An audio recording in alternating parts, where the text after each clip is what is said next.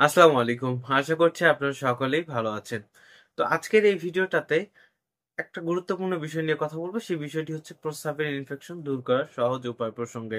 তো প্রস্রাবের ইনফেকশন সাধারণত আমাদের অনিয়মিত জীবনযাপন এবং পানির কম খাওয়ার কারণেই প্রস্রাবের ইনফেকশনের সমস্যাগুলো দেখা যায়।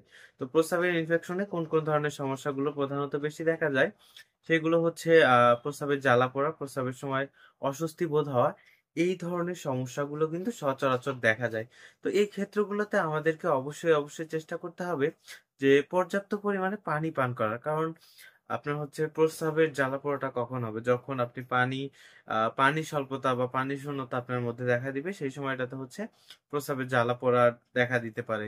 এর পাশাপাশি আমরা হচ্ছে বিভিন্ন ধরনের এই যে পানের সঙ্গে হচ্ছে জর্দা বা এই ধরনের তামাক জাতীয় জিনিস রয়েছে বা মাদকদ্রব্য রয়েছে, এগুলো সেবন করলে কিন্তু আমাদের মধ্যে এই সমস্যাগুলো দেখা দিতে পারে। এর পাশাপাশি হচ্ছে জায়গাটাকে পরিষ্কার-পরিচ্ছন্ন রাখা।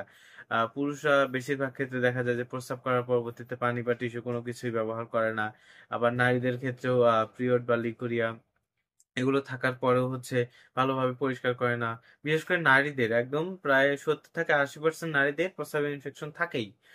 কারণ হচ্ছে পরিষ্কার পরিচ্ছন্নতা এবং উপযুক্ত পরিবেশ। ওই জায়গাটা আ বলা চলে যে হচ্ছে প্রস্রাবের রাস্তা, জরায়ুর রাস্তা এবং হচ্ছে মলদ্বার সবগুলো একখানে।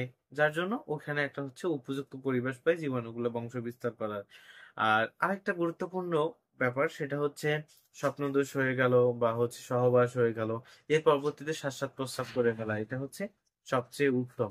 তো আপনাদের যদি কারো একান্ত প্রস্রাবের সমস্যা দেখা যায়, এক্ষেত্রে অবশ্যই লেবু সহকারে আপনারা শরবত খাবেন।